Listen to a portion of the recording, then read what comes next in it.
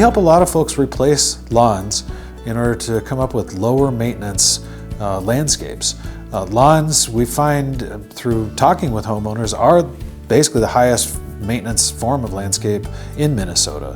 A lawn has to be mowed, irrigated, fertilized, aerated, trimmed, edged, fall cleanup, spring cleanup.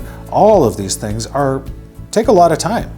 Whereas, say, a prairie garden, which we install a lot of, or a rain garden, or a bee lawn. These are all lower maintenance lawn or landscape solutions that replace lawns and are not as high maintenance as, say, a cottage garden where every single plant has its specific place. These are gardens that are designed so that the plants can move around, can grow, and fill in the space. They're designed with native plants that will naturally expand to help keep weeds out and will get bigger and thicker and more lush, more healthy every year, while also bringing in pollinators, bees, butterflies, and hummingbirds for everyone's enjoyment.